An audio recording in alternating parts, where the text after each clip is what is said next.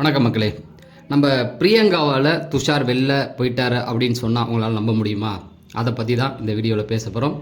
நீங்கள் இன்னும் நம்ம சேனலை சப்ஸ்கிரைப் பண்ணலாம், சப்ஸ்கிரைப் பண்ணிவிட்டு இந்த வீடியோவை லைக் பண்ணிடுங்க. ஃபஸ்ட்டு எடுத்தோடனே இந்த வாரம் இன்றைக்கே எவிக்ஷன் ப்ராசஸ் நடக்குது, விஜய் சேதுபதி வந்துட்டார் அப்படிங்கிற மாதிரி செய்திகள் சொல்கிறாங்க. நான் பார்க்கல, அதாவது சில யூடியூபர்ஸ் எல்லாம் சொல்கிறத கேட்டு தான் நான் சொல்கிறேங்க, அதை சொல்லிட்டேன்.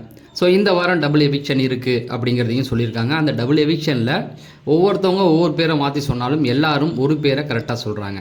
ஸோ நான் எவிக்ஷனை பற்றி பேச விரும்பலை, துஷார் ஏன் வெளியில் போனார் அப்படிங்கிறத பற்றி மட்டுமே இங்கே பேச வந்திருக்கேன். இப்போ ரம்யா ஜோ வெளியேறிட்டாங்க அப்படிங்கிறது உறுதியான தகவலாக சொல்கிறாங்க. ரம்யா ஜோவை பொறுத்த வரைக்கும் இப்போ துஷார் விஷயத்தை கடைசியாக பேசிக்குவோம். ரம்யா ஜோவுடைய கேம் பிளானை போன வாரமே விஜய் சேதுபதி உடச்சி விட்டார். என்ன கேம் பிளான்னா குரூப்பிசம் தான். அதை போட்டு வெளுத்து வாங்கினதில் அந்த பொண்ணு பயந்துருச்சு. அதுலேயும் பார்வதி கிட்ட போயிட்டு நீ என்கிட்டே சண்டை போடுறதுக்கு ஈக்குவலான ஆள் அப்படின்னு சொன்னதை அவர் வேறு மாதிரி புரிஞ்சுக்கிட்டு அது என்ன சொல்லிட்டார் அப்படின்னா, ஓ நீங்கள் அவ்வளோ கேம் நல்லா விளையாடுறீங்களா அப்படின்னு கேட்டதுன்னா அந்த பொண்ணு பயந்துருச்சு. அப்புறம் வெளியில் நீங்கள் பேசினதெல்லாம் நான் பார்த்தேன்னொன்னே அந்த பொண்ணுக்கு ரொம்ப பயம் வந்துருச்சு. ஏன்னா வெளியில் அவங்க தொழில் சார்ந்து சில விஷயங்கள் போகும், அதை வெளியில் எடுத்தால் நாரிடும் அப்படிங்கிறதுல அவங்களுக்கு ரொம்ப பயம் வந்துருச்சு. ரொம்ப பயந்தும் போயிட்டாங்க. அதுலேருந்து பார்த்தீங்கன்னா அப்படியே ரொம்ப டல்லாகி நேற்று தான் ஒரே ஒரு எபிசோடில் சாத்தான்னு சொல்லி சொன்னாங்க. சாத்தானோ டிவியில் ஏதோ சம்திங் ஒரு வார்த்தை பார்த்து பார்வதியை சொன்னாங்களே தவிர அதுக்கப்புறம் அவங்க எதுவுமே பண்ணல. அதே போல் தான் கனியும், இப்படி எல்லாருமே அந்த டீமில் இருக்கிற எல்லாருமே உடஞ்சி போய் உக்காந்துட்டாங்க. என்ன பண்ணுறதுன்னு தெரியல. சரி, ஓகே. அதனால என்ன ஆச்சு அப்படின்னா அவங்களுக்கே தெரிஞ்சிருச்சு இந்த வாரம் நான் வெளில போயிடுவேன் அப்படின்னு சொல்லி அமித்துக்கிட்ட அவங்க பேசிக்கிட்டு இருந்தாங்க. இதுக்கு மேலே அவங்களால இருக்கவும் முடியாது. ஏன்னா அவங்களே சொல்லிட்டாங்க, என் வாயில் நிறைய வார்த்தைகள், புனிதமான வார்த்தைகள்லாம் வந்துருக்கும், வந்தால் நான் கண்ட்ரோல் பண்ணிக்கிட்டு இருக்கேன் அப்படிங்கிற மாதிரி சொன்னாங்க. ரெண்டாவது, இந்த பக்கம் வாட்டர் மில்லனோட மட்டுமே அவங்களுக்கு ஒரு கான்ஃப்ளிக்ட் இருந்துக்கிட்டே இருக்குது, தவிர வேறு யாரு கூடயுமே எதுவுமே இல்லை. பார்வதியும் அவங்கள பார்த்து அவங்ககிட்ட சண்டைக்கே போக மாட்டாங்க, அவ்வளோதான். நீங்கள் நல்லா பார்த்தாவே தெரியும். கமருதீன் யாருமே அவங்ககிட்ட சண்டைக்கு போகிறது கிடையாது. ஸோ வாட்டர் மில்லன் கூட எவ்வளோ தான் சண்டைக்கு போகிறது அவ்வளோதான்ட்டு விட்டுட்டாங்க. அதுக்கப்புறம் ஒயில் கார்டு உள்ளே வந்தோன்னே கேம் கொஞ்சம் அப்படியே மாறுபட்டனால அவங்க அப்படியே ஒதுங்கிட்டாங்க. அதனால அவங்க அனுப்பிட்டாங்க.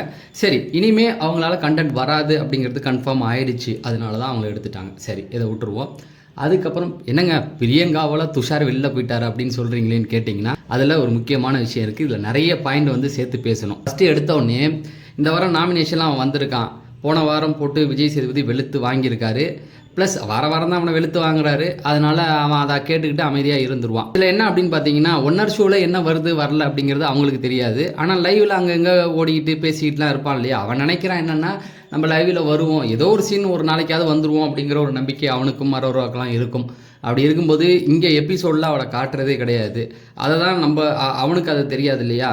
ஸோ அவன் என்ன நினச்சிக்கிட்டான் அப்படின்னா, சரி நம்ம பண்ணுறதுல எதுவுமே வெளியில் வரல, அப்போ நம்மளை பொறுத்த வரைக்கும் ஒரு சண்டை இந்த மாதிரியான விஷயங்கள் பண்ணால் தான் இந்த உலகம் நம்மளை ஏற்றுக்கும் அப்படிங்கிறது அவன் மைண்டுக்குள்ளே இருந்த ஒரு விஷயந்தான்.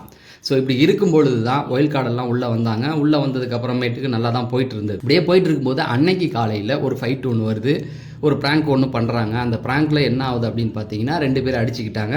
வீட்டில் உள்ள யாருக்குமே தெரியாது அது ப்ராங்க்குன்னு. அப்போ என்ன ஆகும்னா 2 பேர் அடிச்சுக்கிட்டா பிக் பாஸ் ரூல் படி 2 பேர் அடிச்சுக்கிட்டா என்ன ஆகும் அப்படின்னா ரெட் கார்டு தானே கொடுப்பாங்க. அப்போ அவனுக்கு தெரிஞ்சு போச்சு இந்த வாரம் 2 ரெட் கார்டு இருக்குது. ஏன்னா 2 பேருமே அடிச்சுக்கிட்டாங்க கைகளப்போ. அப்போ 2 பேருக்குமே ரெட் கார்டு கொடுத்து தான் ஆகணும். அதை வீட்டில் உள்ள அமித்தும் அதிக இடங்களில் பேசிக்கிட்டு இருந்தார். ஓகேங்களா. இப்போ அவனுடைய மனநிலை என்னவாக இருக்கும்? அப்போ நம்ம நாமினேஷனில் இருக்கோம். இந்த வாரம் முதல்ல அவருக்கு என்ன தோணியிருக்கும் அப்படின்னா, நம்ம போவோன்ற ஒரு எண்ணம் வந்திருந்தாலும் இவங்க அடிச்சுக்கிறத பார்த்துட்டு கண்டிப்பாக நம்ம போக மாட்டோம், ஏன்னா ரெட் கார்டு கொடுப்பாங்க 2 பேருக்கு, அதில் நம்ம பேர் வராது, நம்ம காப்பாற்றிக்கப்படுவோம் அப்படிங்கிற ஒரு நம்பிக்கை அவனுக்கு இருக்கும். வெளியில் பிஆர் ரூட்டுகள் ஏதாவது பண்ணிட்டு வந்திருப்பார் இல்லையா, அதெல்லாம் வச்சு இந்த வாரம் நம்ம போக மாட்டோம் அப்படிங்கிற ஒரு நம்பிக்கை அவருக்குள்ளே ஸ்ட்ராங்காக இருந்தது. ரைட்டு. அதுக்கப்புறம் தான் கெஸ்ட்டு உள்ளே வராங்க. கெஸ்ட்டு உள்ளே வரும்பொழுது பிரியங்கா அவங்கக்கிட்ட ஒரு டாஸ்க்லாம் பண்ண சொல்கிறாங்க. என்னென்னா டான்ஸ்லாம் ஆட சொன்னாங்க, ஆடினாங்க. இதெல்லாம் ஆடினதுக்கு அப்புறமேட்டுக்கு அவங்க என்ன சொன்னாங்க, உன் டேலண்ட் எங்களுக்கு தெரியவே இல்லை, நீ இதெல்லாம் நல்லா பண்ணணும் அப்படின்றத சொல்கிறாங்க. மேலும் அவன் ஒன்றுமே பண்ணலைங்கிறது தான் குற்றச்சாட்டை தவிர நெகட்டிவிட்டி அவனுக்கு வெளியில் இல்லை அப்படிங்கிறது அவனுக்கு தெரிஞ்சிருச்சு. ஓகேங்களா. அப்பப்போ போய் ஒவ்வொரு கெஸ்ட்டுக்கிட்டையும் ஒயில் கார்டுக்கிட்டையும் நாங்கள் வெளியில் எப்படி இருக்கோம் அப்படிங்கிறத எல்லாருமே தெரிஞ்சுக்கிட்டாங்க. அதன்படி துஷார் மேலே வைக்கப்படுற ஒரே ஒரு குற்றச்சாட்டு என்ன அப்படின்னு பார்த்தீங்கன்னா, அவன் கேம் ஆடலை அப்படிங்கிறது தானே தவிர பெருசாக அவனுக்கு நெகட்டிவிட்டி இல்லை.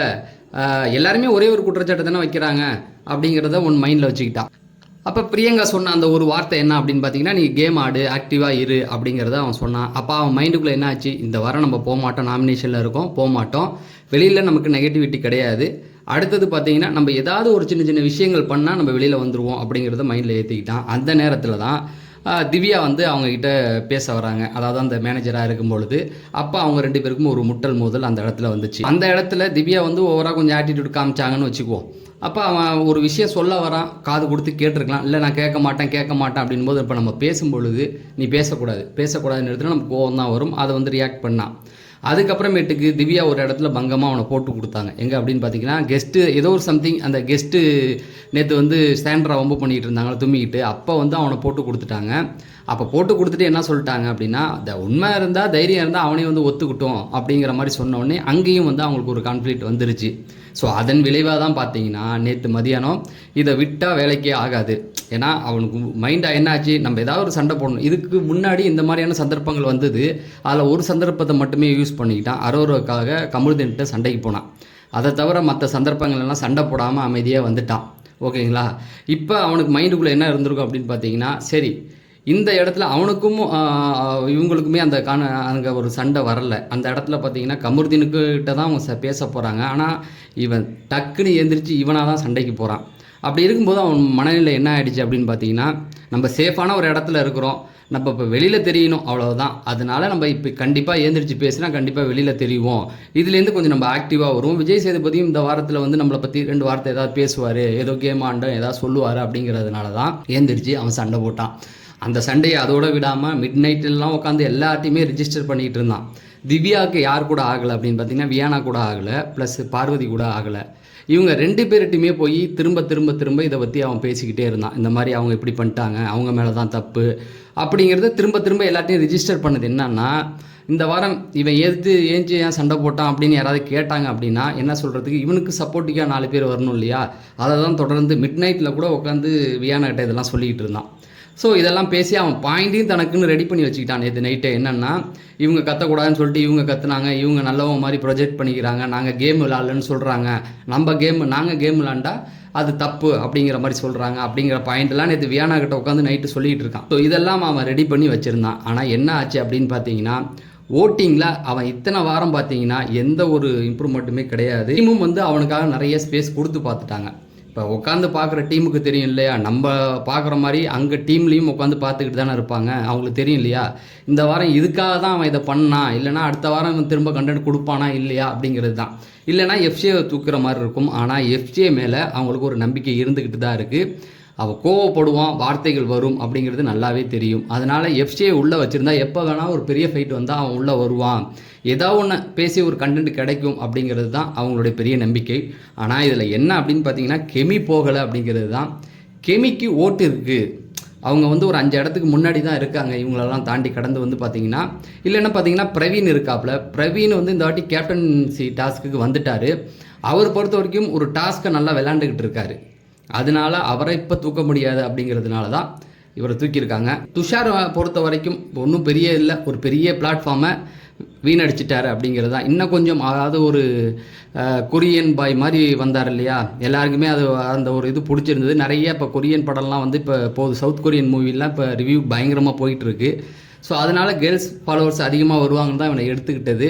அதை யூஸ் பண்ணியிருந்தால் இவனுக்கு வந்து இன்னும் ஒரு பெரிய வேல்யூ இருக்கும். இப்பயும் கிடைச்சிருக்கு, துஷார்னு ஒரு 4 பேருக்கு தெரிஞ்சிருக்கு இல்லையா, இன்னும் முழுசாக பயன்படுத்தியிருந்தா இன்னும் எங்கேயோ போயிருப்பார் அப்படிங்கிறது தான். உங்களுக்கு இந்த வீடியோ பிடிச்சிருந்தா இந்த வீடியோ லைக் பண்ணிட்டு உங்களுடைய கருத்துக்கள் எதுவாக இருந்தாலும் கமெண்ட் செக்ஷனில் தெரியப்படுத்துங்க. அதை பற்றி நம்ம ரிப்ளை கொடுப்போம். நம்ம அடுத்த வீடியோவில் சந்திப்போம். நன்றி, வணக்கம்.